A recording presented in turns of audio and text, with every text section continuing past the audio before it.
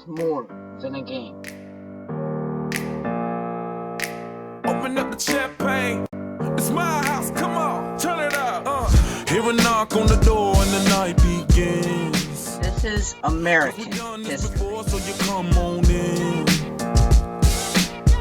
Make yourself at my home, tell me where you've been. Pour yourself something cold, baby, cheers to this. Sometimes you gotta stay in, and you know where I live. Yeah, you know what we is. Sometimes you gotta stay in. Welcome to my house, baby, take control now. We can't even slow down. We don't have to go a while. Welcome to my house, play that music too loud. Show me what you do now. We don't have to go a while. Welcome to my house. Welcome to my house. Morning comes and you know that you wanna stay. Close the blinds, let's pretend that the time has changed. Keep our clothes on the floor, open up champagne. Let's continue tonight, come on, celebrate. That's how we do. Sometimes you gotta stay in, and you know where I live. Yeah, you know what we is. Sometimes you gotta stay in.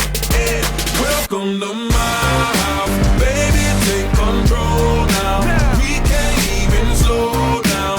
We don't have to go a while.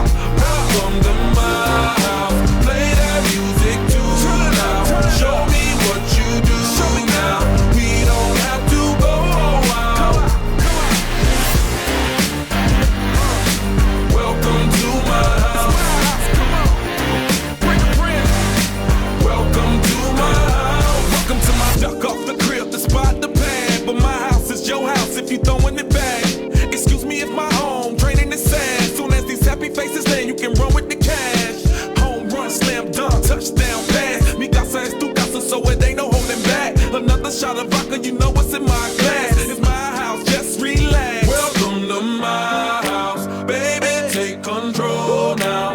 We can't even slow down. We don't have to go a while. Welcome to my house, play that music too loud. Show me what you do now. We don't have to go a while. Welcome to my house. You heard me? We ain't gotta go out, 'cause what? Welcome to my house. It's my house, What? Welcome to my house. It's my house. Opening day. For over a century, baseball's been held above all other sports as America's national pastime.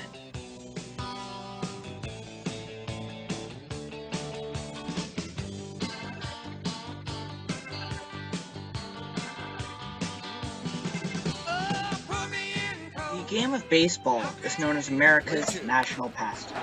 Driven deep to right field. There it goes. See ya. Cano goes yard. A 3-run home run. And the Yankees lead 3-2. Almost everyone in America has participated in baseball, whether it be as a spectator or playing as a kid. The traditional story of who founded baseball's Abner Doubleday in 1839 in Cooperstown, New York. In the 1840s and 50s, the New York Knickerbocker Club stands many of the features and field dimensions still in use today. Henry Chadwick wrote the first official rulebook in 1858. The National League was founded in the 1870s. The American League joined them in 1900. The first World Series was played in 1903. The years between 1920 and World War II was baseball's golden age, and it featured Babe Ruth, Ty Cobb, Honus Wagner, Cy Young, Ted Williams, Joe DiMaggio, Jimmy Falk, Lou Gehrig, Mickey Mantle, Stan Musial, National Baseball Hall of Fame, Negro League, 1920 to 1950. The Negro Leagues.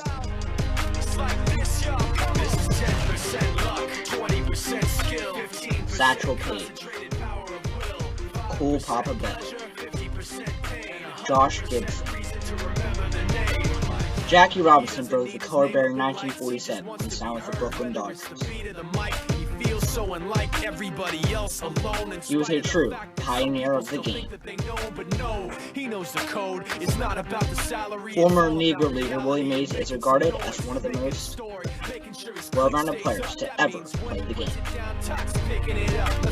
Hank Aaron is one of the best power hitters ever, with a career total of 755 home runs. The average player's salary is roughly $3 million a year. They are taxed 35%, which equals out to $1 million per year. Local businesses and public transportation around baseball stadiums thrive at game time. Additional revenues come from concessions, tickets, and parking. Baseball provides more jobs: security, concessions, maintenance, stadium workers, management, etc. Baseball's future is brighter than ever. Today there are 30 Major League Baseball teams across the US and Canada, with stars like Justin Verlander of the Detroit Tigers. He is there. No-hitter for Justin Verlander. If you are what you say. Mike Trout of the Los Angeles Angels of Anaheim. Breaking ball, straightaway center field. Look at the first career grand slam for Mike Trout. And they wanna show. Derek Jeter of the New York Yankees. If you are what you say. Miguel Cabrera of the Detroit Tigers. Robinson Cano of the New York Yankees. Bryce Harper of the Washington Nationals. Buster Posey of the San Francisco Giants. Steven Strasburg of the Washington Nationals. Not only is baseball America's pastime, it brings us together. There is always something to do, whether it be at the ballpark or in your living room. You can always be a part of the action, even if you are not playing. That is why I believe baseball makes America so great. And no other game during the regular 162-game season has been as eagerly anticipated as opening day. And, finally be around the guys, put the cleats back on, put the pants on, get out there, sweat a little bit. It's a lot of fun. Yeah, it feels good. You can just tell just by being out there. How many fans are out there, and just the energy. It's pretty exciting. For day one, to this many people be here is pretty cool, though. Everybody's really excited. Can you feel that energy from the guys? Definitely. Is there something special about the first official workout day? No. No. Just no. The uniform does not do anything to you? Put it on first it'll be exciting when we get our first game under our belt. That will be really the exciting part for me. Just look at any die-hard baseball fan's calendar. Vacation, holidays, anniversaries. All are often forgotten and pale in comparison with the coveted first game of the season. Ask any fan what the official start of spring is. Chances are their answer will be opening day. Much more than just an event, it is an experience. From buying your ticket online months in advance, to finally, game day. Drive to the stadium, park your car, walk.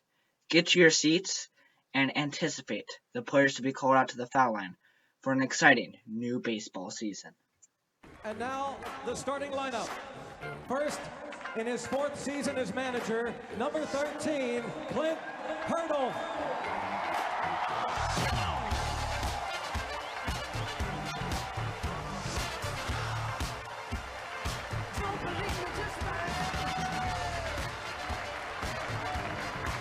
Batting first and playing third base, number 5, Josh Harrison.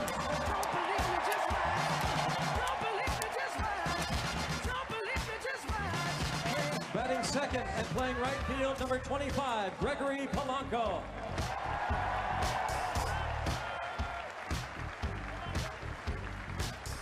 Batting third and playing center field, number 22, Andrew McCutcheon.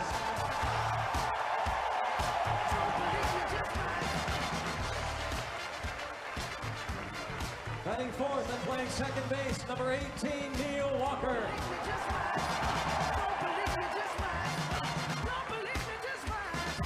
Batting fifth and playing left field, number 6, Starling Marte.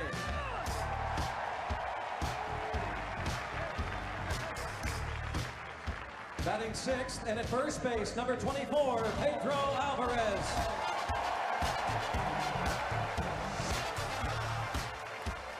Batting seventh and catching in the bullpen, number 29, Francisco Cervelli. Batting eighth and playing shortstop, number 10, Jordy Mercer. And batting ninth and pitching in the bullpen, number 45, Garrett Cole. Your 2015 Pittsburgh Pirates. To the national anthem.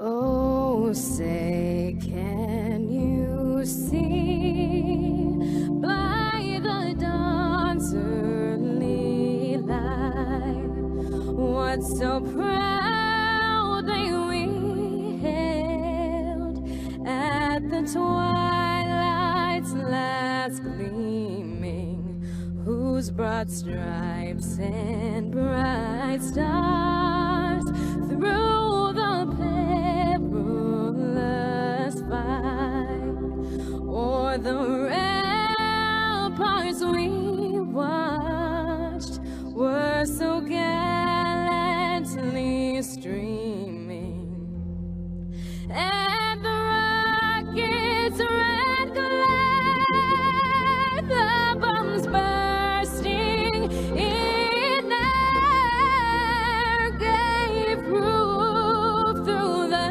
night that our flag was still there. Oh, say, does that star-spangled banner yet wave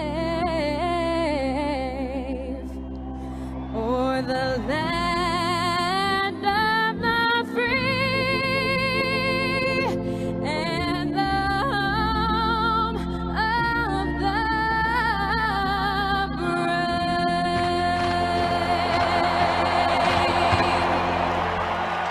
Ladies and gentlemen, Tanache. New England Patriots, not from this planet. The ceremonial first pitch from legends alike. And now, ladies and gentlemen, it is time for our ceremonial first pitch.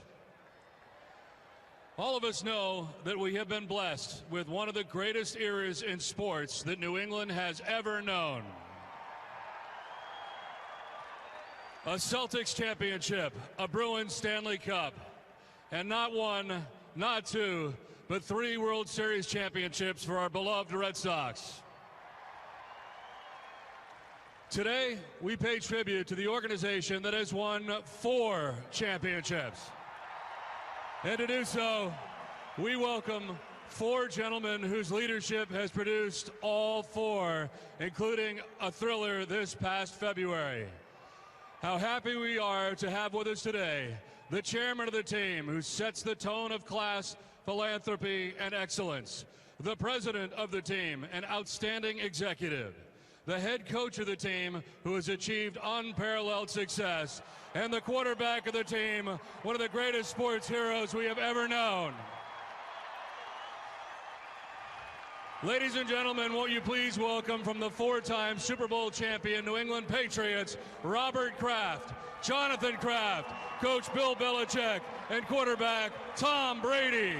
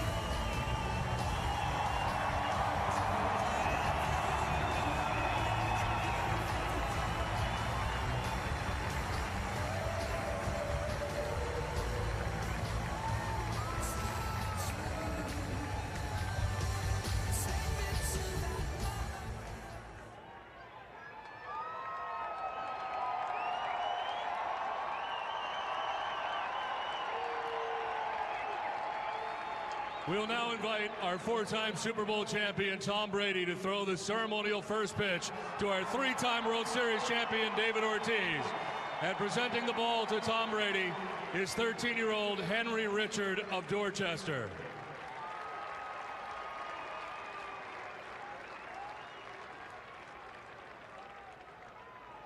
Okay, Tom, let's see it pass from Brady to Poppy.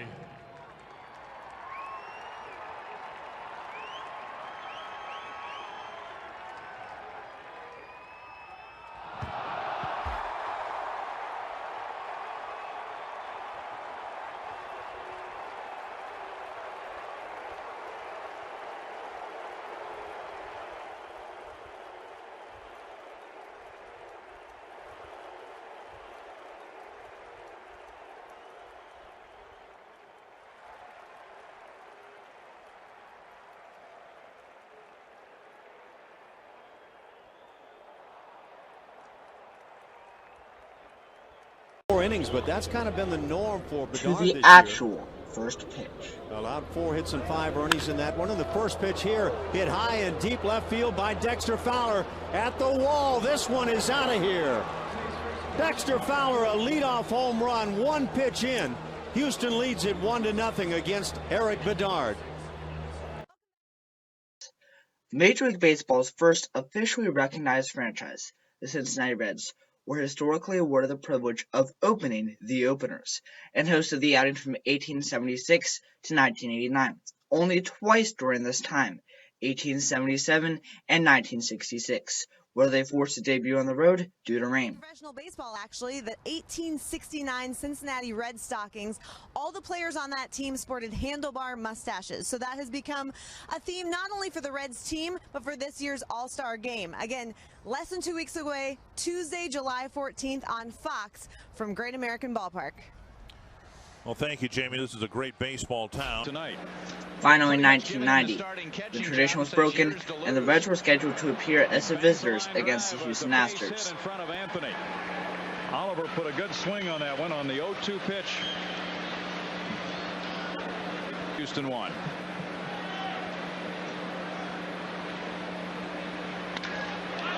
To left center field. And it's a long ball for Mariano Duncan.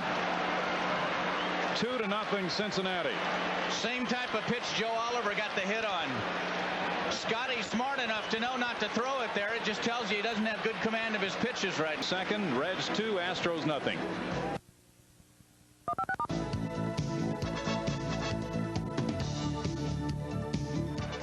Of the first. That one hits him. And Browning didn't give him a chance. Davis with a .360 lifetime average against the veteran lefty will take his base.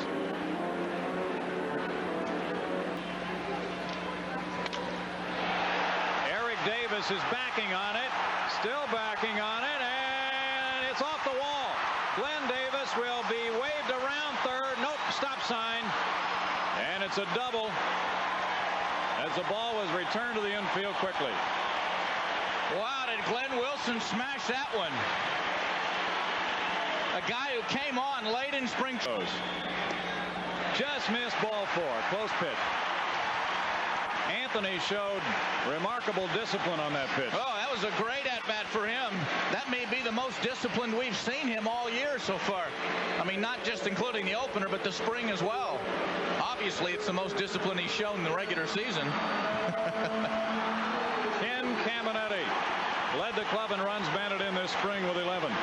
He hit .281 and 3 home runs.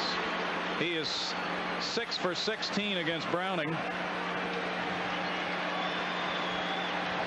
And ball 1 gets by Oliver.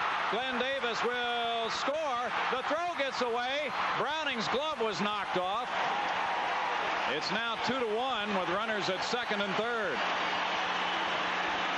That pitch was in the dirt, but it's almost a pass ball because it went right through Oliver's legs.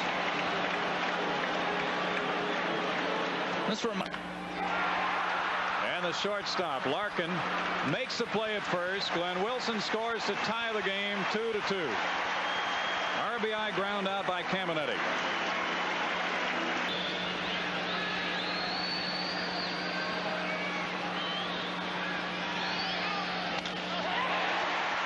base hit.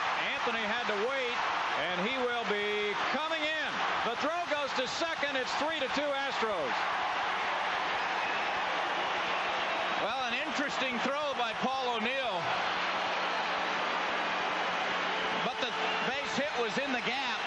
A tough spot to throw from and pretty deep in the outfield. He may have just figured he had no chance.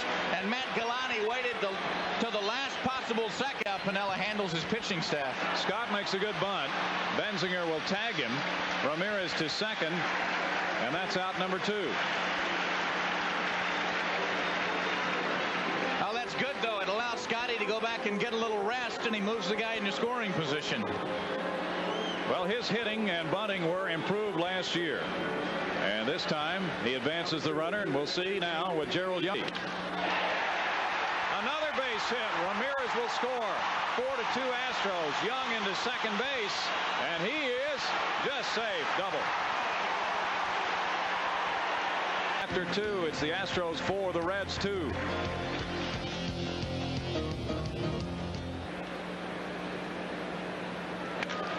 Out into right center, that could be trouble. It will drop, and it will be a ground rule double. I still don't think Scotty's had the good split finger.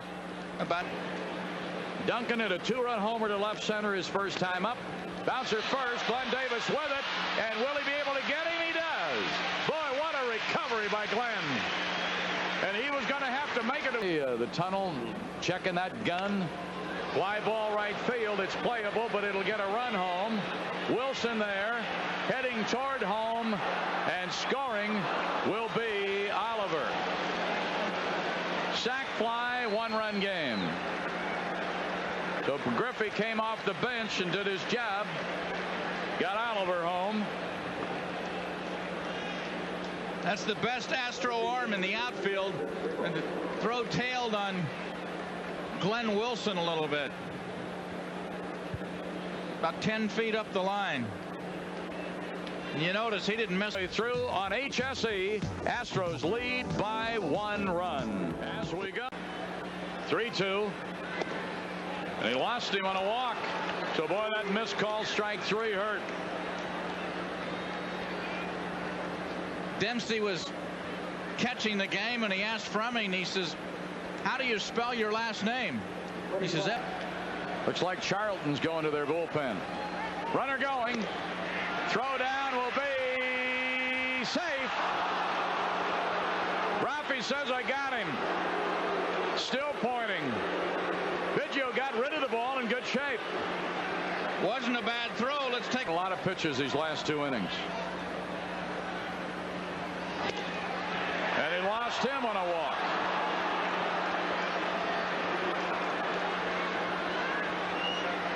Well, he'd like to get out. 2 out. 1-0 to Duncan. And a base hit into center. That's going to tie this game. O'Neill scores. The throw toward third will be off target. And that throw lets Duncan get to second base. Second RBI. Second on the throw. Duncan's 2 for 3. He's driven in 3 of their 4 runs. And not a good throw. 4. Kerfeld throws ball 4. Charlie may be just trying to control his emotions a little bit. It's been a while since he's been in the big leagues. He might be overthrowing just a little bit, Enos. Well, you get anxious, and you know you finally made it back. You've got a chance to show that you're who you are, and people have not seen him for a long time. He wants to do well because, you know, as I said, the roster is expanding. 11th runner goes, and there's the hit and run base hit to left field. But the ball hit sharply out to Stubbs, so Rooms had to stop at second as Morris delivered his first National League hit. Oh, that was a... Oster gets the bunt down. Biggio will make the play at first to Billy Doran. Sacrifice from 2 to 4, out number 1.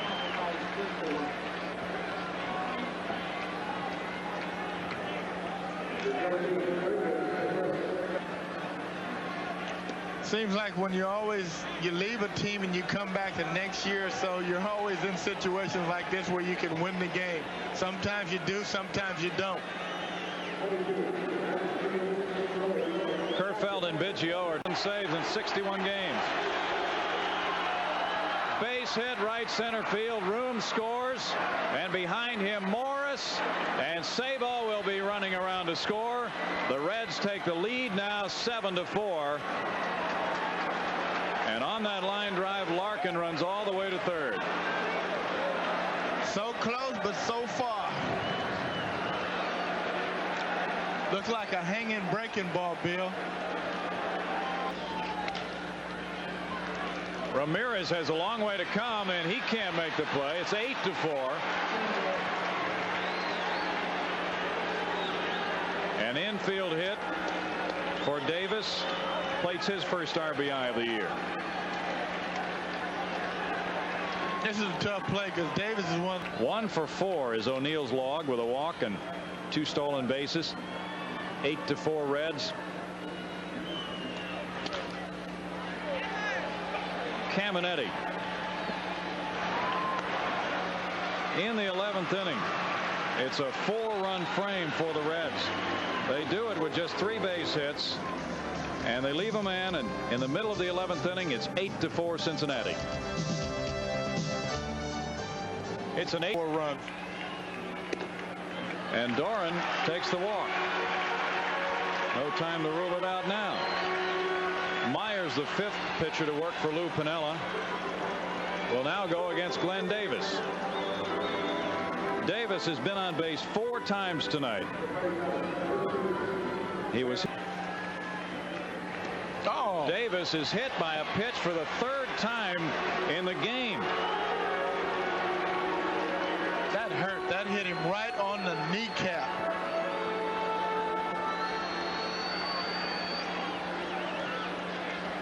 I don't think they're going to keep doing this without some of the Astros pitchers retaliating, because they're killing their big fella. If he can't play for 6 months, you're in trouble.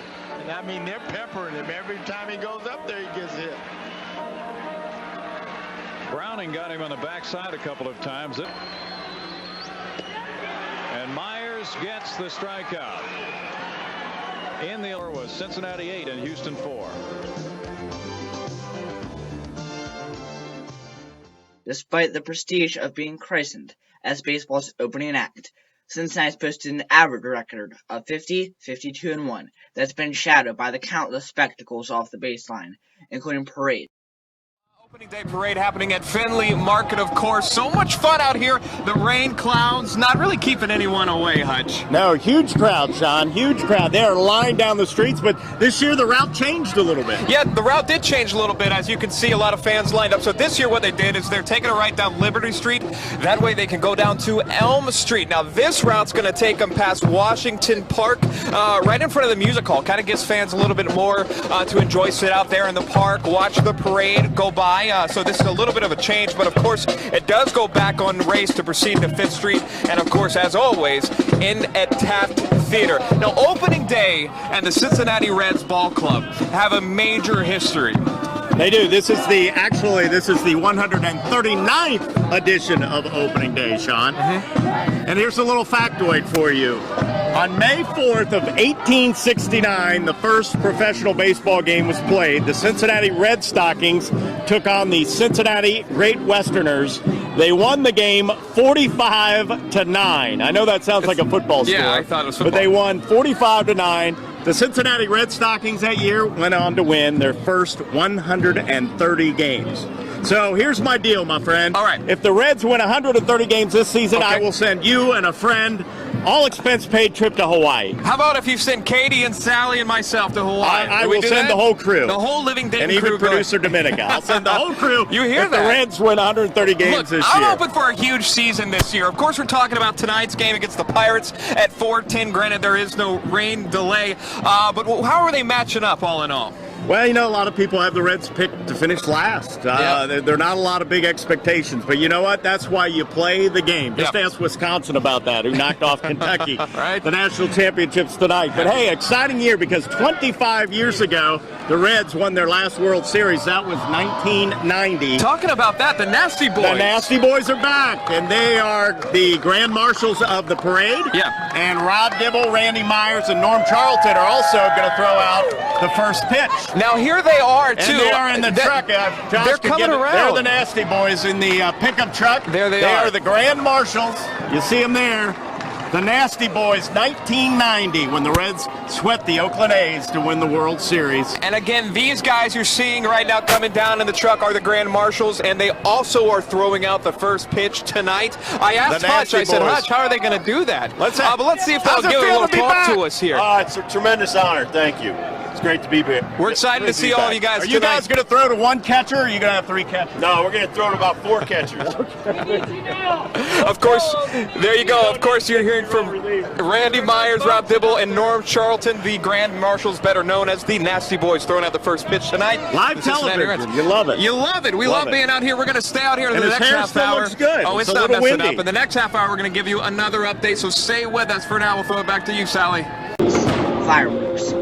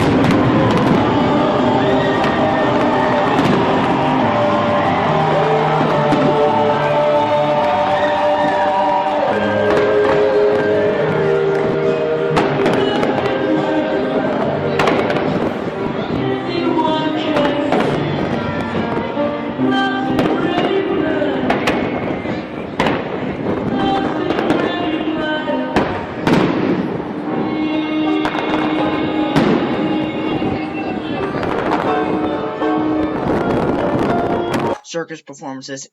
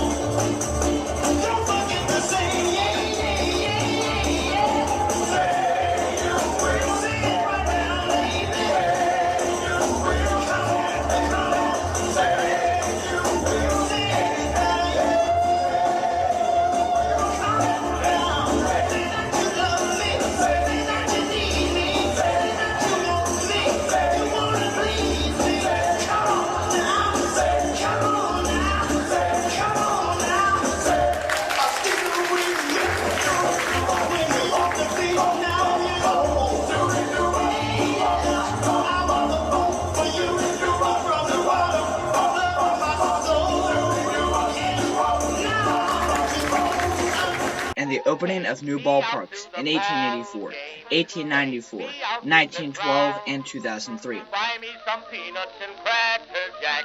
I don't care if I never get back. Let me root for the home team. If they don't win, it's a shame. For it's 1, 2, 3 strikes, you're out at the old ball game.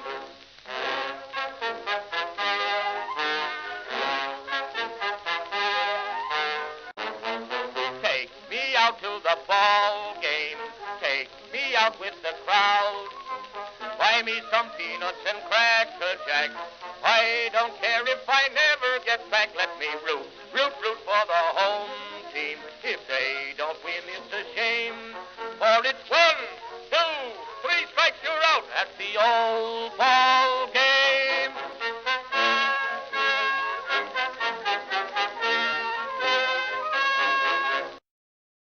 a national event.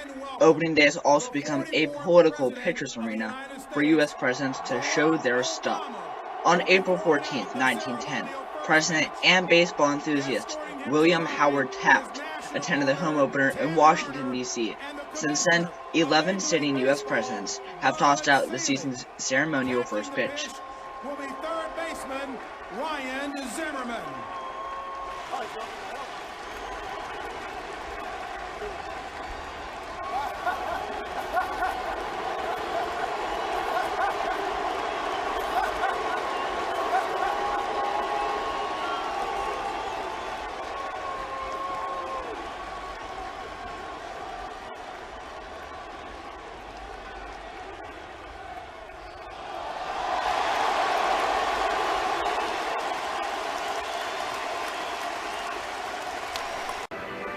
Boy, a lot of guys come out first. There he is with a Cub jacket on. Ronald Reagan, the President of the United States. Yosh is with him, gave him the warm-up jacket.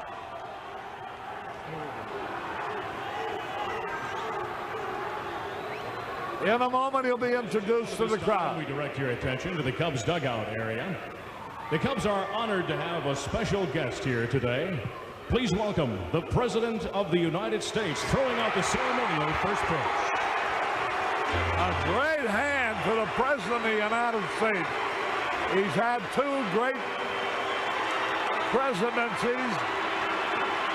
John Madigan greeting him. Mary Ellen Cobb, the ball girl. Boy, oh boy, does he ever look good? How does he do it? What a moment this is in the history of Wrigley Field. How about a moment for Mary Ellen Cobb as she walks the president out to the pitching mound. Now let's see the form he displays. And Damian Berryhill, who's from Southern California, crowd giving him a great welcome. Now let's watch his pitch. High and inside. Damon Berryhill. How about the thrill for that 24-year-old rookie catcher? Little did he dream all would happen to him this rookie year that had. And Harry, catching regularly, catching a ball thrown by the president and getting his autograph. It usually works the other way around. The person who throws out the first game usually gets the catcher's autograph. In this case, the president is autographing one or two for Damon Berryhill, and I'm sure for Mary Ellen Cobb.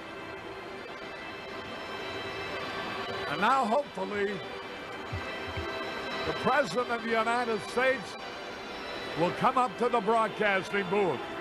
If so, you'll have a chance to hear him as the people in Des Moines, Iowa used to hear him when he would recreate Chicago Cubs game. I think he wants to throw another one. I don't think he was very happy with the location of that first one. Hey, that one's much better.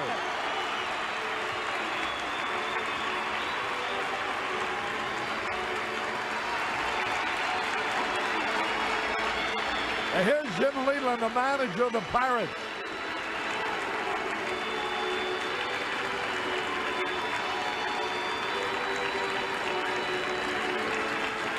He's waving to the Pirate dugout. The fans have loved it. Now the umpire, Eddie Montague, is introducing him to the rest of his crew. John McSherry's the big guy. Fred Brocklander and Steve Ripley. Now they're going to pose for a picture.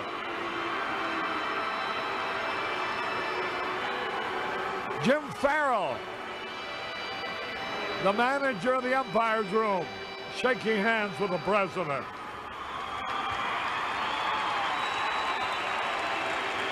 John McDonough,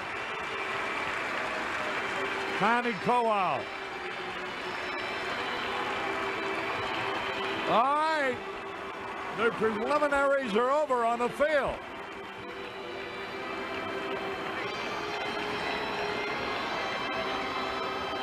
Boy, how old is he, 74? Boy, does he ever look marvelous. I think he looks good in the Cub jacket. He would look good in anything. He's just a good-looking fella.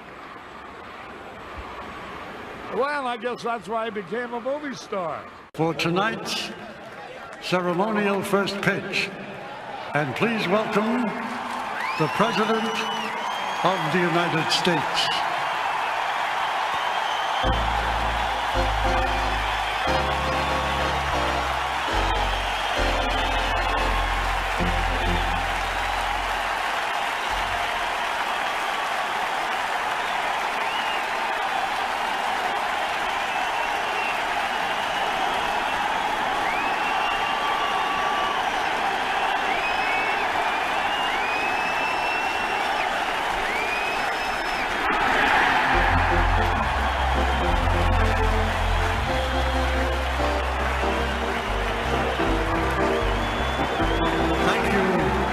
Mr. President.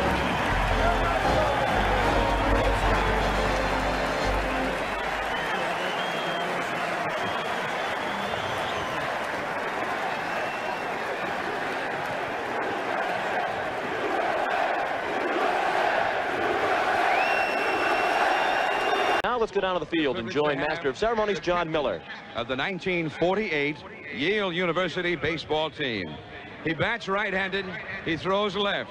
He's the 41st President of the United States, George Bush.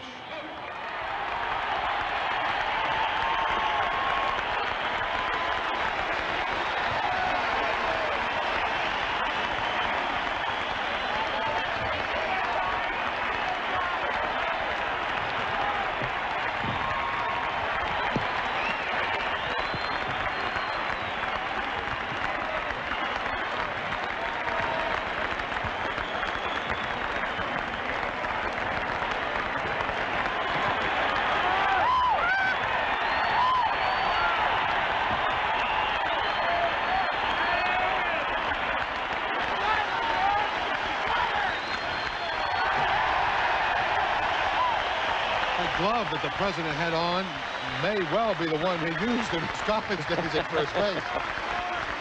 He was a fine first baseman at Yale University, and you can imagine the security that is surrounding this ballpark this afternoon. We were affected by it. We're restricted to certain areas of the ballpark for much of the morning and afternoon. And President Bush very warmly received by this sellout crowd of more than 50,000 here at Memorial Stadium in Baltimore. A lot of times the people who throw out the first ball won't go all the way to the top of the mound. They want to shorten the throw, but the president wasn't bashful, and Mickey Tettleton had the honor of catching the first ball of the season. You see there in the red coat, there's the president. There he is, President Clinton. Wearing an Indians cap. My, how appropriate. He better have an Indians cap on. There he is. Now he heard off me. The hat. I think he's looking for you, Jack. Uh-oh. He's looking for Gib. I think Gib wanted to talk to him. Well, this is truly exciting again for the city of Cleveland. We're going to go back down on the field now for the ceremonial first pitch by President Clinton.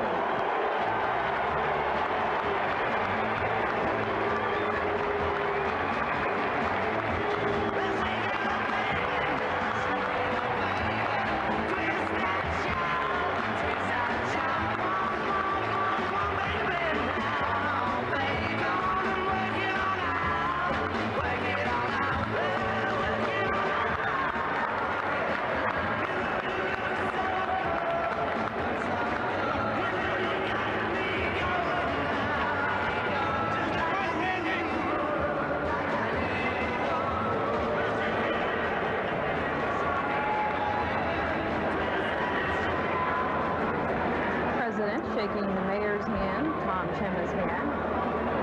They played Twisted Shot when he came on. I thought they were going to play Wild Thing from Major League 1 and 2, but I guess he may not have appreciated that.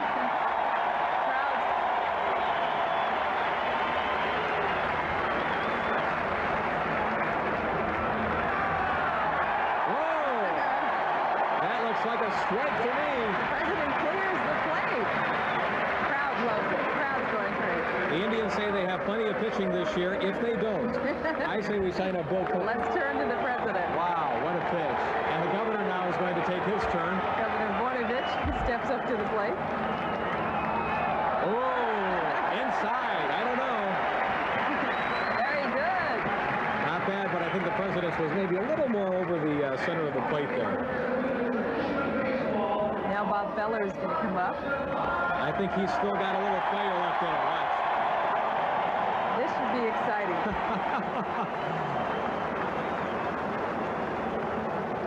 Uh-oh. A windup and the pitch. Oh, well. The President. If this is a contest, I guess he could keep the cap and the jacket that he got, right? Because he pitched the best one? I guess. On hand to give a hand are the President, his wife, and baseball's commissioner, Bowie Kuhn.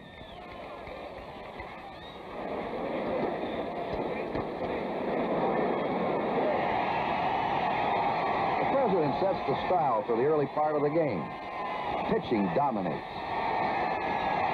In the nation's capital, the 1961 baseball season opens with a new president, John Fitzgerald Kennedy, throwing out the first ball. And there's a new Washington Senators club also making its major league debut. The former Senators moved out to Minneapolis in the American League's expansion program to become the Twins. President Kennedy and his party launched not only a new season, but a new club. Like a long-time tradition, the new baseball Senators meet the fate that almost traditionally befell the old club, going down to defeat 4-3. One standout, Harry S. Truman, showed his ambidextrous talent when he threw out balls with both his right and left arm in 1950.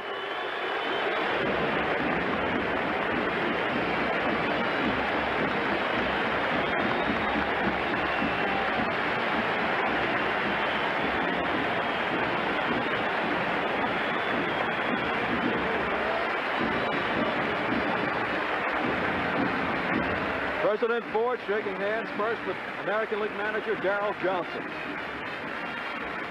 Rocky Anderson. President Ford standing at home plate. Nice welcome from the Philadelphia fans. Now the President making his way toward the presidential box with both managers. Of course, in Washington, there is no baseball, as all baseball fans know. Robin Roberts, of course, member of the 1950 Whiz Kids. Bob Uecker, did you ever face Robin Roberts? Yes, I did. He was one of the other guys that struck me out, Warner. Don't forget, we will be going back to New York, perhaps later on tonight, for the Democratic Convention, if it warrants itself to do so. You see Thurman Munson, Hank Aaron, President Ford. Johnny Bench and Thurman Munson will go after the first ball as thrown. Now the President has a ball in each hand. Now, I guess he'll throw two balls, both right-handed, or will we see an ambidextrous throw?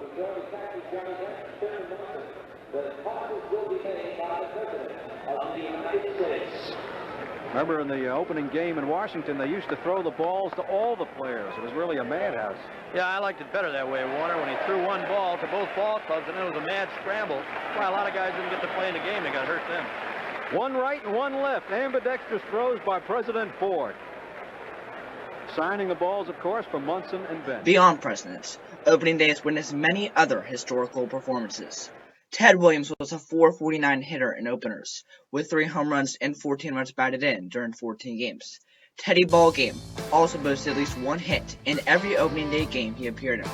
Williams' first opening day, April 20th, 1939, was especially noteworthy as he faced the rival New York Yankees and Lou Gehrig, who was playing in his 2,123rd consecutive game.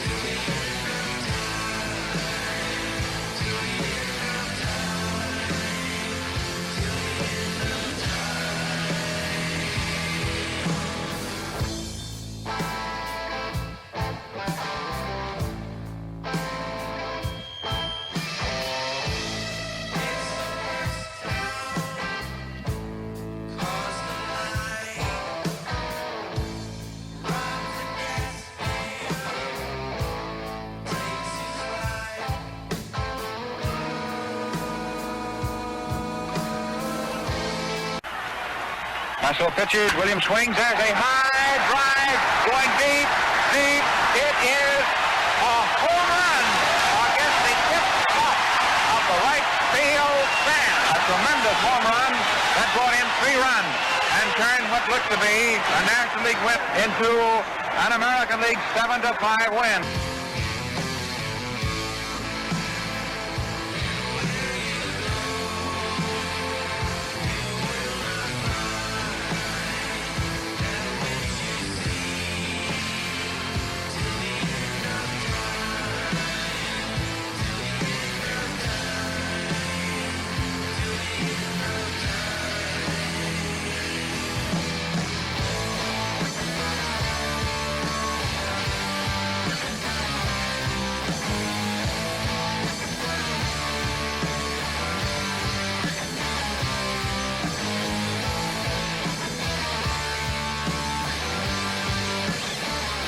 Opening Day 1940 witnessed one of the most famous pitching events as Cleveland ace Bob Feller and White Sox hurler Eddie Smith went head-to-head.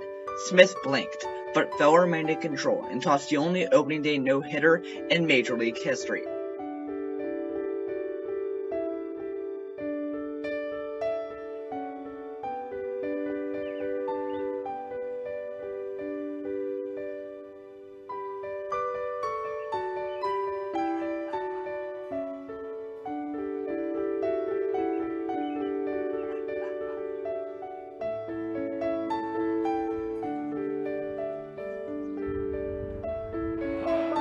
Strikeout number 15 for the young right-hander Bobby Feller. Feller beats the St. Louis Browns, and this 17. These Tiger fans have seen a new Major League record today. 18 strikeouts by Bob Feller. He's up, throws to first, got him! Feller pitches his first no-hitter, and it's the first opening day no-hitter in baseball history. Can you believe that? He was 17 years old, struck out 17 batters.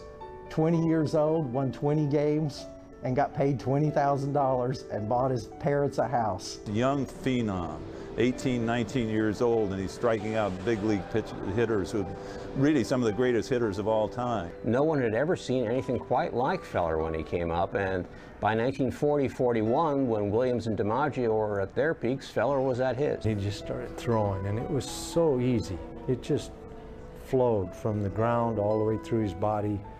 And when he let that ball go, and I can remember that today, and that was 43 years ago. But I think statistics will tell you how hard he threw, because when you start talking about 270, 300 strikeouts a year, it tells you that he's throwing harder and quicker than a bat can swing. He was a great pitcher. He can throw real fast. He got a great curveball. His best pitching was the curveball, not his fastball. What's the most important game you ever won? And he said, World War II. Well, I think he's a treasure. He's a Cleveland treasure. One of the great careers in Major League Baseball history, replete with All-Star Game appearances, World Series appearances, no-hitters, strikeout records, and ultimately the ultimate honor, his induction to the National Baseball Hall of Fame. He was such a tremendous athlete in his day, and that legacy has been kept alive. Try to plan ahead, but if you don't plan, you're going to be unsuccessful. You got to have your goals in mind. It's a very unique life, and I think by looking at what Bob Feller's done, you can learn a lot about not just baseball history, but American history. Hammer and Hank Aaron ignited the crowd at Riverfront Stadium on his first win in the 1974 season, when he tagged Cincinnati Reds for his 714th career home run to tie Babe Ruth on the all-time list. 3-1 pitch. There's a drive into left field. That ball is going, and out of here. Henry Aaron has just tied Babe Ruth in the all-time home run parade.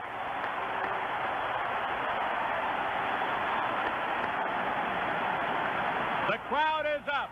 As you would expect, a standing ovation. His teammates are there to greet him. A 3-run blast by Henry Aaron has tied the great Babe Ruth. The record they said that couldn't be reached has just been reached by Henry Aaron.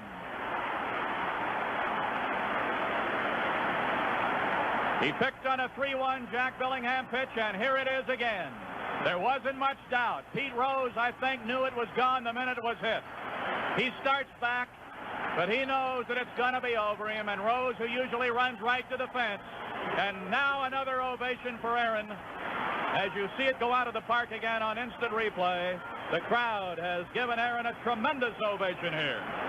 714 has been hit. The last time that a home run by that number was hit was on May 25th at Pittsburgh, of course, by Babe Ruth. His last home run. Nobody knew that. There was not much flourish when the Bambino did it because they were used to his records. But Henry Aaron has done it with all the pressure in the world.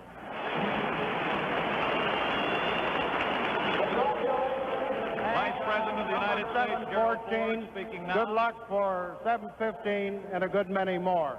It's a great day for you. It's a great day for baseball. Hope you'll hit 715 and a good many more. Now the Commissioner of Baseball, Bowie Kuhn.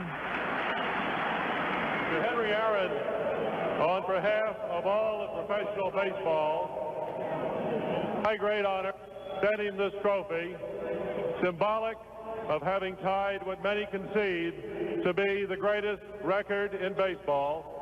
And it is a particularly proud moment to salute this particular man because he is not only one of the great professionals who has ever played this game, but one of the great gentlemen who has. Congratulations, Henry.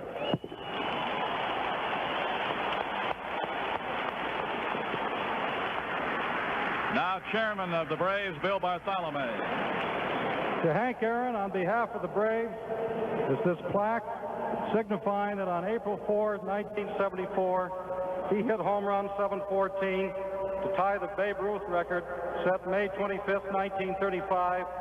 And the rest of our celebration will take place Monday night in Atlanta, Georgia. Thank you.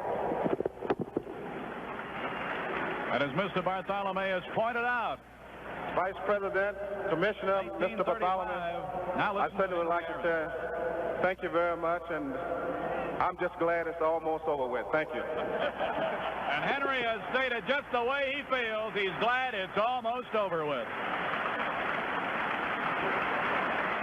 Unfortunately, opening day has also been marred by riots and civil disobedience. At the start of the 1907 season, the New York Giants opened against the Phillies following a heavy snowstorm. In preparation for the game, groundskeepers were forced to shovel large drifts of snow the outer edges of the field in foul territory.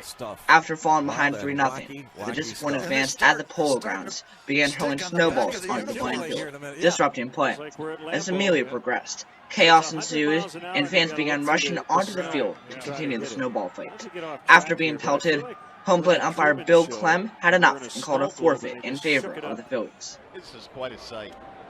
I mean, here we are in late April, and it is really starting to snow now. It is April 22nd, everybody. I think they're going to light the tree at Rockefeller there. Price looking for that final strike. The wind is whipping. The snow is falling. Here is the 0-2. And what do you see? We see snow showers. Oh, boy. This is something.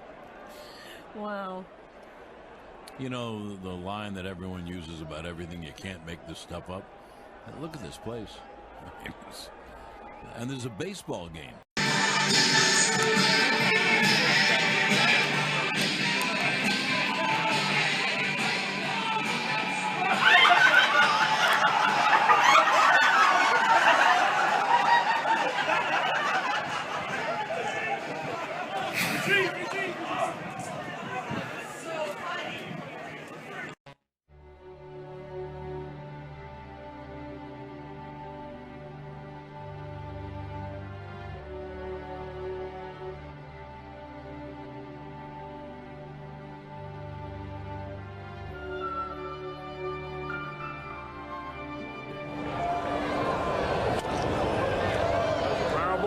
One of these comes with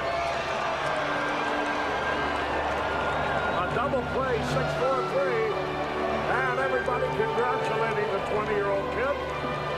In his first start in the big leagues, he not only wins, but pitches a complete game. Right into the heart of a very powerful lineup. He goes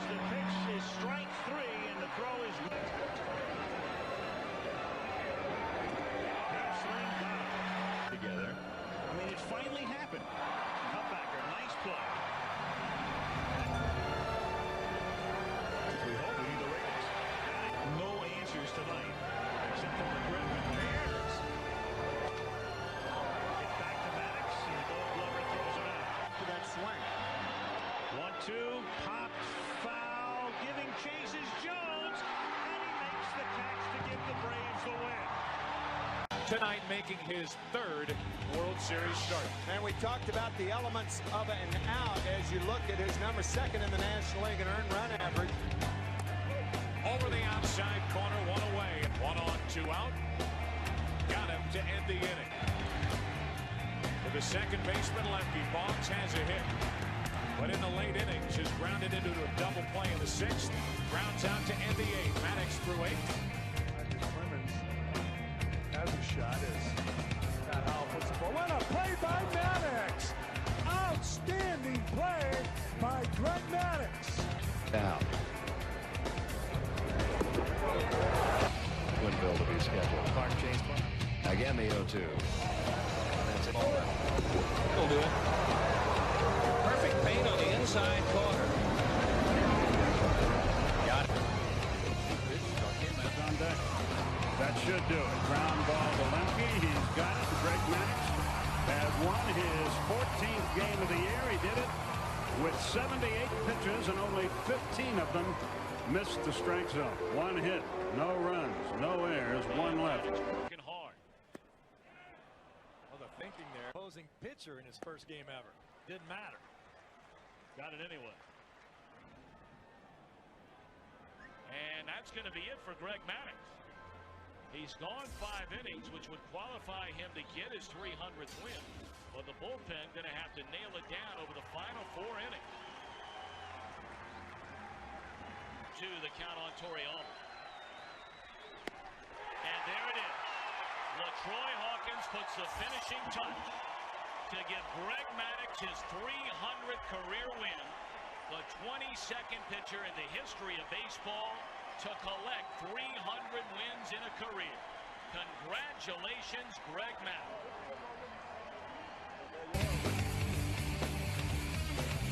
The 1-0 pitch to Omar Quintanilla. Bouncer back to the 17-time Rawlings Gold Glove Award winner, and there are 2 away.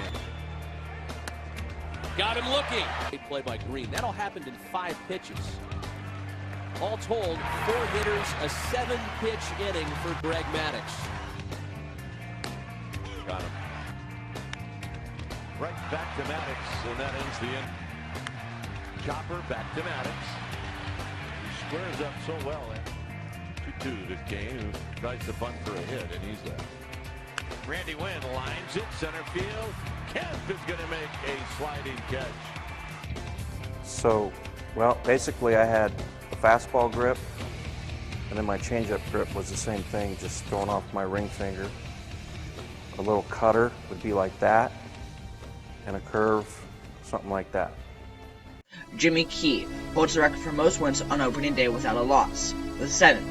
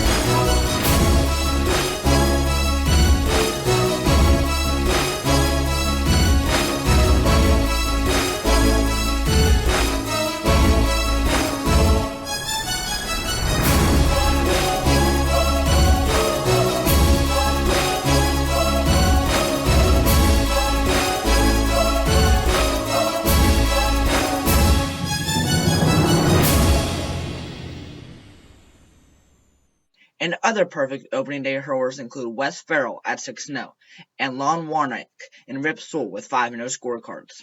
I was hitting fungos to our outfield while the Boston team was, all-star team from the American League was warming up down the sideline. And Ted never had seen a blooper ball, but he heard about it, and he says to me, "Rip, you wouldn't throw that kind of a ball in a game like this, would you?" I said, "Yeah, I'm going to throw it to you." He said, "Rip, don't throw that thing in a game like this." I said, "Yeah, I am, Ted. I'm going to throw it to you." Well, during the 8th inning, it was a sad ball game. It was 8-0 in favor of the American League, and people were fixing to ask for the money back, and Bill McKechnie and Charlie Grimm said, "Rip, how about going down, warm up, and wake this crowd up with that blooper ball?" And I said, "Well, I don't mind at all, but I don't need to warm up. I just shake hands with the catcher, and I'll be warming up." Anyway, he sent me into the 8th inning, and I had Ted Williams came to bat, and when he stood up there like you see him stand to bat, he looked at me and was shaking his head. So I nodded in my head, "Yeah, here it comes." And I threw him a blooper ball. It was a perfect strike coming right down over the plate. He took 2 steps up, hit the ball, and went out of the ballpark, and that's the only home run that was ever hit off the blooper ball in 10 years. We talked about it before the game. We didn't think anybody could hit one, but the conditions were perfect, and everything happened just right, and I hit a home run. Well, don't ask me. It's the only one I ever hit. Don't ask me. I don't think just the luck that had happened. At the plate, Hall of Fame outfielder Frank Robinson. Newspapers and radio. There's a high drive into deep left, way up. That one is going, and it is gone. A home run for Frank Robinson.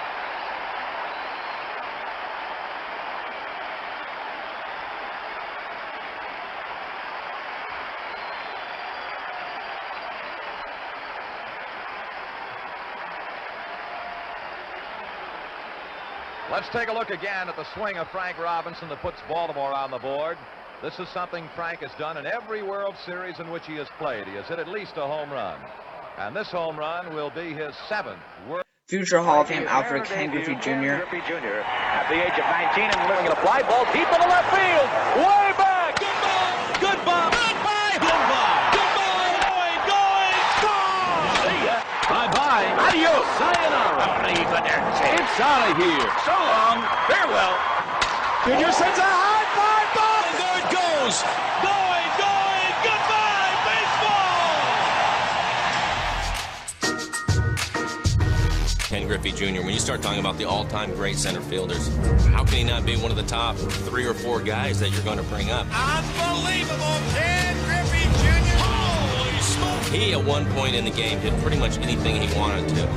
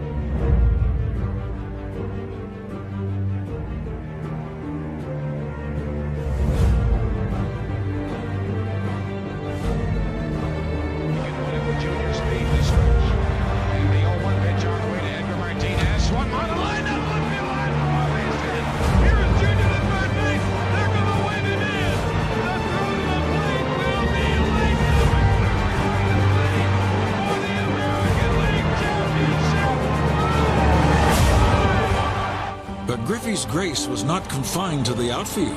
The man put up some big-time numbers with one of baseball's sweetest swings. Very effortless, very smooth. His hitting was something that he was born to do that. He'd do his little deal and get his hips going and get that little swagger with his bat, and all of a sudden he'd get set. You could see it, his face would light up, and you'd be like, uh-oh. Belted, and I mean belted off for dead goodbye, baseball!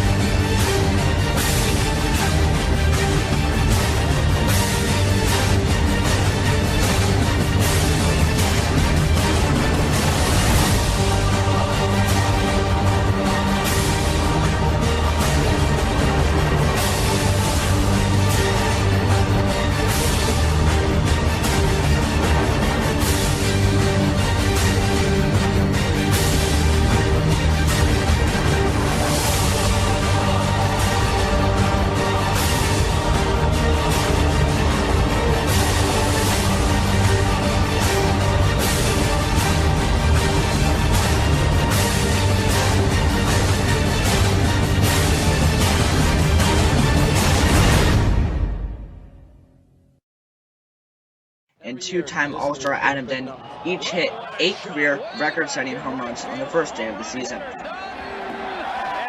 goodbye home run! Adam Dunn, who leads the world in homers, puts a huge, towering shot down the right field line. Whoa, did he get that one? Well, he got all of that one. Nice little plexiglass blast. Peter, you're talking about on the Dunn, it's going way back. Is it number 1? It is done and gone. Adam Dunn, his first career homer as a Red. Make no doubt about it, this was a big-time shot.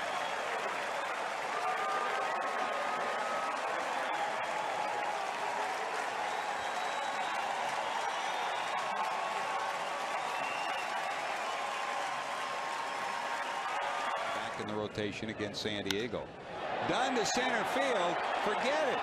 That's going to be long gone, done and gone. That's long time out of here.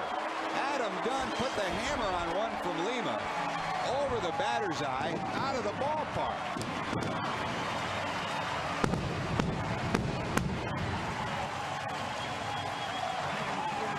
Just a picture-perfect day for a parade for baseball and to celebrate the national pastime. That's heading to Kentucky. Dunn gets his first of 2005, and the Reds put a 3 spot on the board against Pedro. 3-1 Cincinnati. Wow!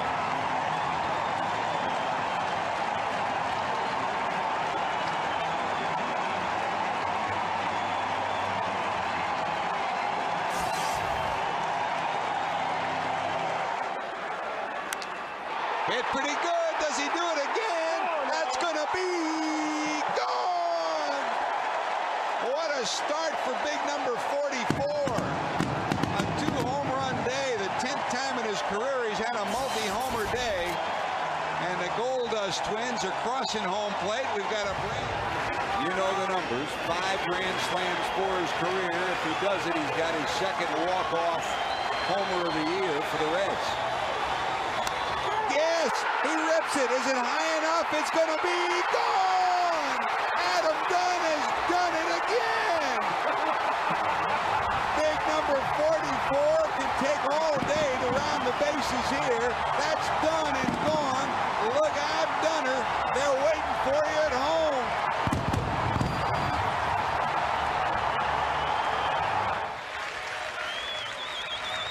Adam Dunn, yeah, it's a fair ball, and the game is over. Adams got a touch first. He does, and the Nationals win it 2-1, exactly 4 hours after the first pitch. That ball.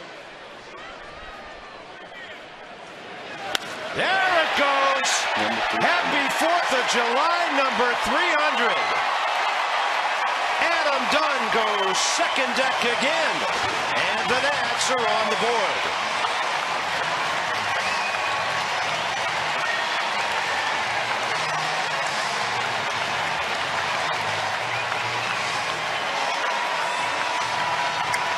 personal history for Adam Dunn, 23rd player to ever do that. That ball hit hard, high, deep, stretch. Stretch, he looks up, you can put it on the board. Yes, number 400 for Adam Dunn. He done did it. And it's a 5-4 ball game. And he and Paul Konerko are the first teammates in the history of the game to hit number 400 in the same season. Mercer. Can to the outside. The ball hit high and deep. Way back. There you go. You can put it on the board. Yes. Yes. Hell yes.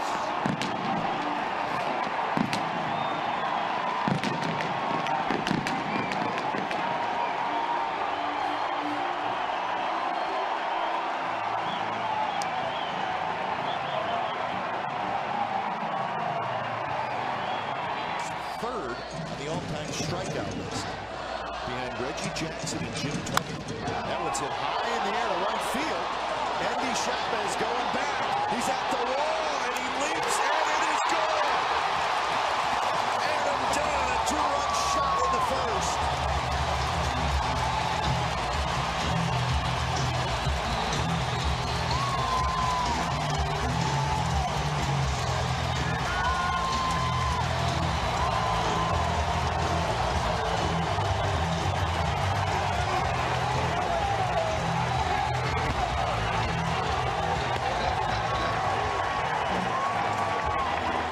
While Willie Mays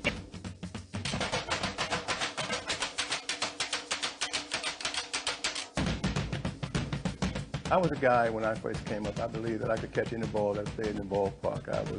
I guess I was kind of cocky kid, knowing that if the ball went up, I could catch it. With Cleveland runners on first and second, Vic Wertz, who already has 3 hits, moves menacingly toward the plate. DeRosa removes Sal Magley and calls in a lefty, Don Little. Everybody said, well, it was a hard catch. No, I said it was an easy catch.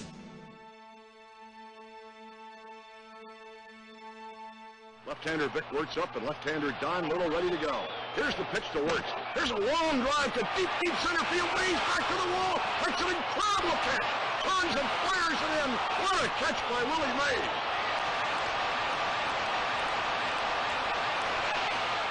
But that was 2 men on, and in the pull-up round in those days, even if a guy catches the ball 580 feet away, he could score from second very easily. What made that play was his great throw.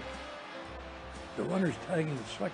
But with that distance, if he misses him on the cutoff, he'll score. But he was right on.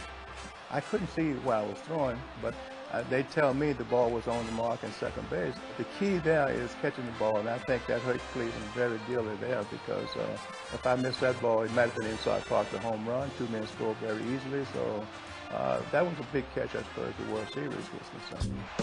Is the guy and Eddie Matthews each belted 7 opening day round trippers. Eddie Matthews became the 7th player in Major League history to hit 500 home runs, finishing his career with a total of 512. In his first season, he broke Ralph Kiner's record for home runs by a rookie by slugging 25. He also became the first rookie to hit 3 home runs in 1 game.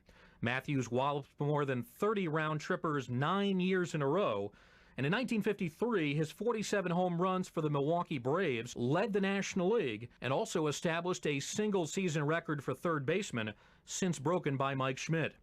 In an intriguing footnote to his career, Matthews was the first athlete to be featured on the cover of Sports Illustrated. "I've only known 3 or 4 perfect swings in my time," said Hall of Famer Ty Cobb. "This lad has one of them." Matthews was elected to the Baseball Hall of Fame in 1978. Above all others, Walter Johnson was perhaps the greatest ballplayer ever to don a uniform on opening day. In 14 season openers for the Washington Senators, Johnson hurled a record 9 shots with a 9-5 overall record. His 2 most famous starts include a 3-0 masterpiece against the A's in 1910, and a 1-0 marathon victory while battling 15 innings against Philadelphia's Eddie Romell.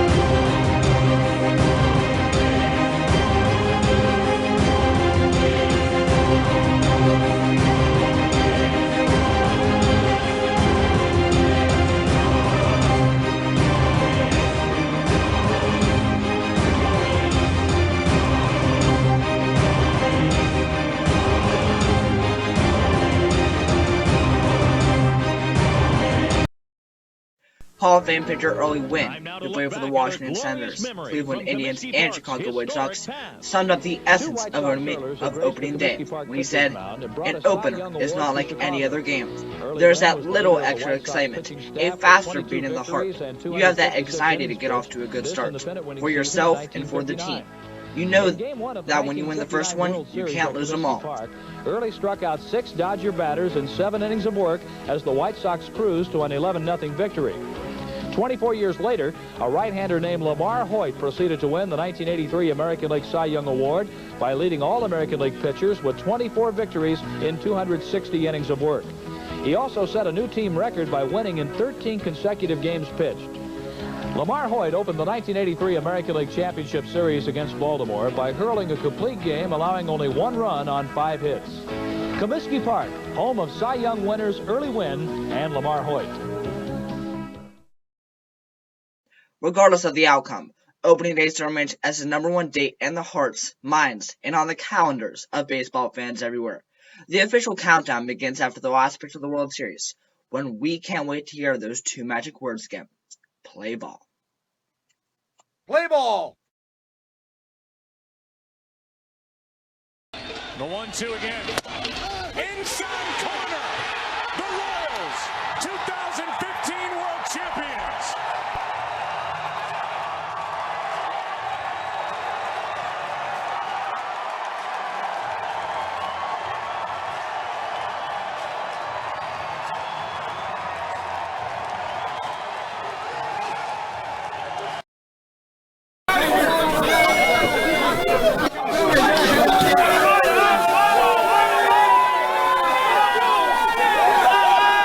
Excitement, chills, goosebumps, I mean, all the above, you know, outstanding feeling. I mean, like I said, I'm just happy for everyone. They ended up walking his overs to get to me, you know, they definitely didn't like that, you know, from a personal standpoint, but at the end of the day, I was just trying to compete with my teammates, trying to put together a good at-bat, you know, hit something hard in the gap, and that's what I did. I'm so happy to call him his teammate. The way he went out there and threw the ball for us tonight and what happened is just could be happy to have him. Bring it on! It does burn. I heard it burn. That world championship day right there, baby. I just told myself to shuffle along with David as he made the throw. And as soon as I saw his head turn towards first, I just decided to take a chance. And you know, it's a lot easier taking a chance like that when you're up 3 games to 1. So just felt it was the right time. Just felt it was a good chance because, like I said before, with a guy on the mound like Familia with an open base, it's hard to come by. And as you're running down the line, do you think we're going to be safe? No, when I first took the step, I thought it wasn't a good situation for us, but just ended up working out. You know, it's something as a first baseman, you're definitely not expecting the guy to go, and you know, like I said, it's just knowing who's on the mound, knowing the situation with the base open, just felt like it was a good opportunity to take a chance for the team.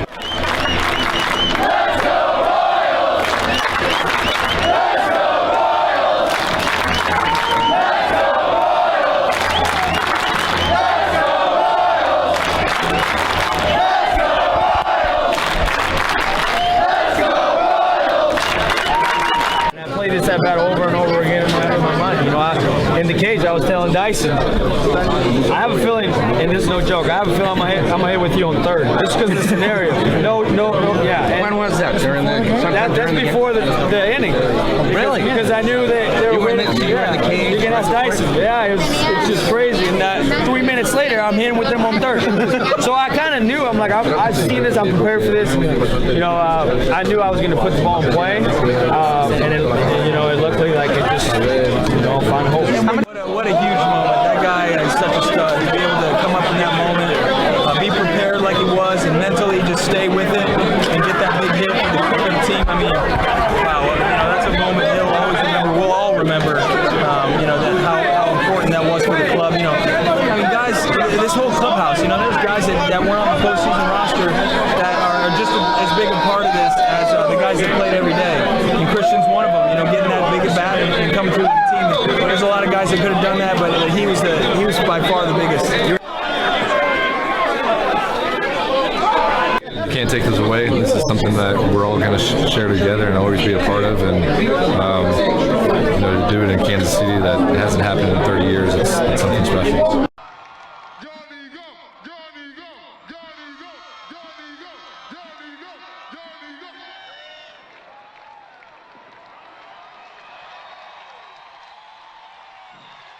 please take a moment of silence for the heavy hearts that we gathered in our clubhouse and outside of our clubhouse.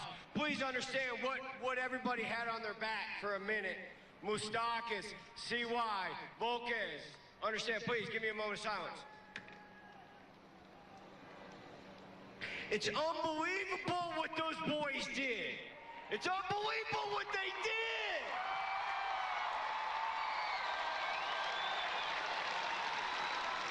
It's unbelievable what they did. They stole bases, they hit homers. Hey, guess what? Cy Young winner. Not on our team. Beat them. Rookie of the year. Not on our team. We beat them. MVP of the whole league. Sorry, guys. Not on our team. But we beat that guy, too.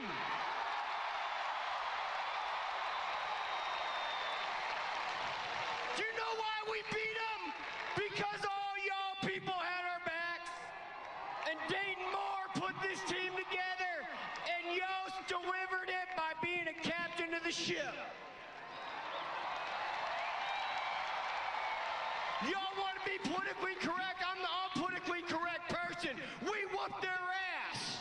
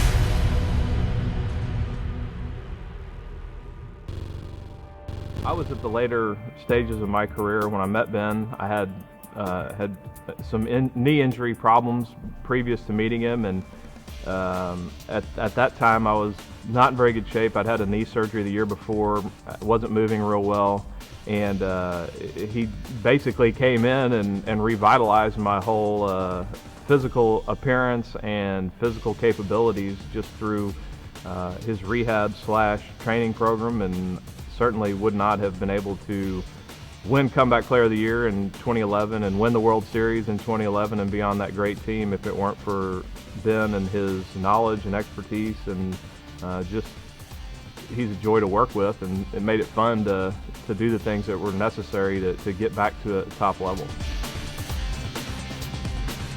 A lot of trainers kind of have a mass workout they put their athletes through. And Ben really has the attention to detail during his assessment on your flexibility, what you need to work on, your strengths, your weaknesses, and then he puts a workout together for you personally. I don't feel like a lot of trainers are doing that right now. It's just kind of more of a mass workout, and Ben really looks at for baseball players, what your shoulders do, what your hips do, and how he can improve that. Everyone here is in it for the same goal. We're all trying to make it to the big leagues. The guys that are here that have been in the big leagues are trying to stay in the big leagues. We're all trying to advance together, and we all have the best interest for each other, and we're all in it for the same common goal, and it's a cool fraternity to have. I feel like more trainers are going to train the way Ben does right now. In about 5 years, I feel like everyone's going to catch on. But right now, I feel like Ben's ahead of the game. Professional athletics is just that, it's a profession. In many cases, millions of dollars are at stake when these high-profile athletes come in to be assessed, plan their off seasons, and prepare for the coming season. It's a battle, it's a war. We have to fully understand what our greatest risks for defeat are. And in this case, largely the greatest risk for defeat is injury. And if we can fully assess and, number one, understand what we're trying to prevent. What are the most common injuries? What are the movement dysfunctions that are causing these injuries? What are the strength deficits per joint, range of motion deficits per joint that are causing these injuries? Then we have a really clear read on what the athlete's needs are. And if we're fully assessing properly, we can sort of establish the disparity between their end goal and where they stand right now. Whenever you get to the highest level where you're playing, I guess any activity, you're going to need some specific help. And I feel like that's when Ben, he's a professional, and he comes in and he can give you that help in any area that you may need. My part, I've had a injury past, and he knows how to get in there. He knows all the ins and outs of the body, and he knows how to make me better. He made me smarter about it. Know how to go about my business. How to take care of myself. When I'm during the season and when I'm not with him, and so I guess he builds my mentality of taking care of my body, taking care of myself. Just being prepared day in and day out. I would definitely recommend Fairchild Sports Performance. I would say the thing about Ben that really makes him so effective is just his attention to detail. He really has a customized plan for every person, every body type, every position.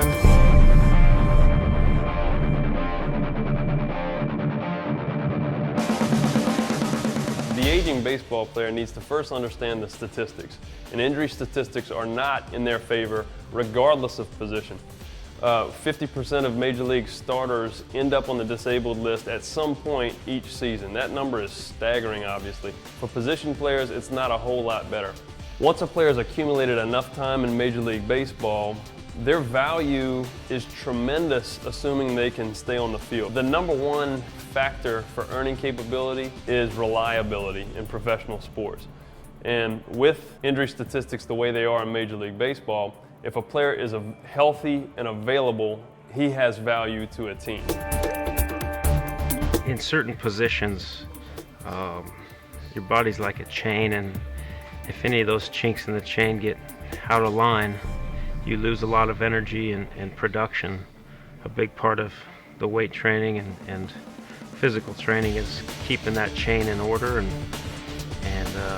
it starts foundation at your feet and works all the way up through, for me in particular, my arm and at release point. One of the things that I value most is just the camaraderie here.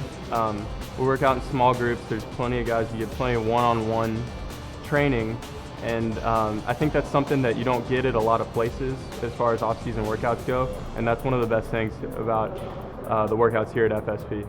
I got here in late October. It's now early February almost, so since then I've gained about 18 pounds and almost all lean muscle mass, so I feel good. I feel ready for the season. Ben's training is effective because it's functional. Everything you do is related to some sort of movement that you're going to use when you're on the field, and that's why he's gotten such great results. I would say Ben provides an advantage. I think he has done tremendous amount of research in the field of workouts and nutrition and everything that goes along with it to where he is at the top of the game in his profession. I think that helps out anybody that's looking to get ahead in the sport world.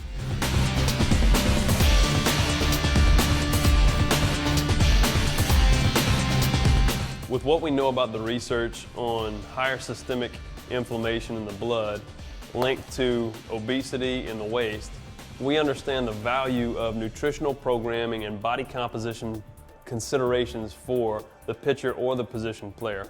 Higher systemic inflammation because of higher body fat will mean higher acute inflammation at a specific joint, and it's an overuse battle that we're fighting as an everyday player.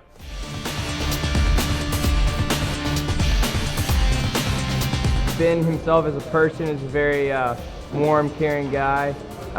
He's got very unique stature in the sense that when you go to work out, you want to work out. You want to work for Ben. You want to work hard. He's somebody who's going to push you, further than you think you can go.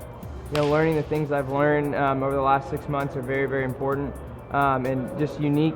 Being a young athlete, if you can begin to ingrain these things in your brain at an early age, it'll be stuff that begin to mature and move through sports. That something you can take with you. I think the staff and the people they have here, are tremendous trainers and just the best. I would recommend anybody I know to come visit with Ben and what he's doing here. Any athlete at any level, he's going to tailor to your needs. It's not going to be a program that he's discovered that everyone follows. It's going to be, you may need more hamstring or back or chest or more stretching or less stretching. There's so many things that he can find to tailor to your body, and so I would recommend him to anybody. I really like just how individualized it is. You won't ever have a group of more than 2 or 3 guys working out at a time, so Ben and the other people working here can really focus on each individual athlete as they go and make sure you're doing each exercise correctly. I've got a little quirky wind-up, not typical mechanics of a pitcher, so it's great that Ben takes those into account in building a program for me. For me, it's real specific, especially involving the shoulder. I've had previous shoulder injuries, so he's been real detailed in finding out what causes injuries and also how to prevent them. The reason why we hold our anthropometric assessment to such a high standard is because we understand what the human body can do. For every pound of skeletal, there can only be about 5.2 pounds of muscle held. If we were to CAT scan an athlete, which is something that we do with our aging athletes, we understand how much bone mass they have, how much muscle mass they have, how much fat mass is on their body, and now we can truly construct a program and a goal set that's realistic and healthy. Fairchild Sports Performance is about needs-based training. We've got to fully understand the risks involved, the weaknesses involved, the things that can prevent success before we can attack those things to make you a complete athlete and really optimize your performance capability.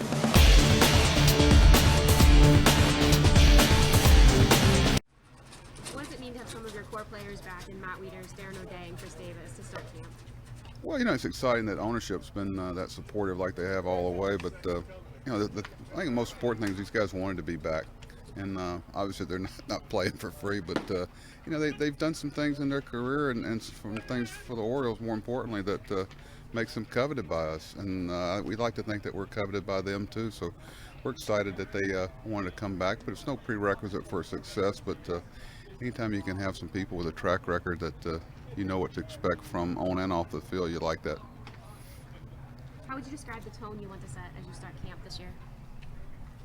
I got some personal ideas and some private ideas, some things that points of emphasis, things that we talk about in our first meeting, and try to some things that we really want to be better at, and some things that we want to that we were good at last year and year before, and so forth, that we want to continue to be good at. But we've got some. I don't think you go, this is the tone we want to set, and then you manage players and human beings. We got some new people, new personalities here that we're going to have to get our arms around and adjust some to them too. What are your expectations for some of the new faces joining the organization? Well, I just want them to, it's like when I was talking to Darren O'Day and Chris Davis and Matt, I don't want them to do anything different. That's why we covet them, because of what they bring. And same thing with the new players coming in. We want to create an atmosphere where they can bring what they bring and be who they are, instead of having to put up some facade about what they think we're looking for. We want them to bring what they bring. Over the past 4 years, the Orioles have had the fewest errors in baseball. What are some of the things you work on in spring training to make sure you do the little things right all season? Well, we acquire guys that already have that, so we don't have to coach very much. No, it's something that's important for our pitchers, not only here but in AAA and AA. Especially, we want to develop guys that can pitch to soft contact at times, and know that if they attack hitters and have a good tempo, that they keep it in the ballpark, they'll like their chances. But it's something that I think organizationally our guys know it's a skill that they need to bring. We don't want you letting in 2 and driving in 1. That math don't work.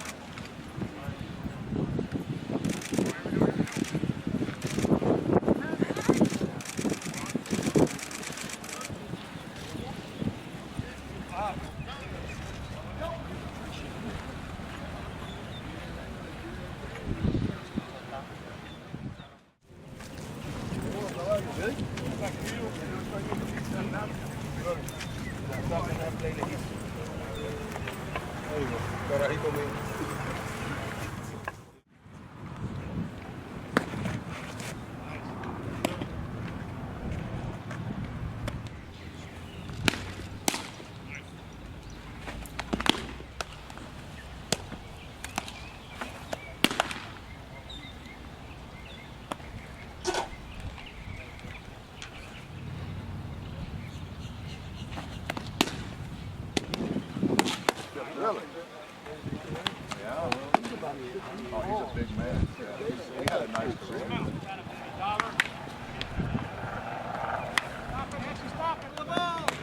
Jonesy, throw the next one back to me if you can.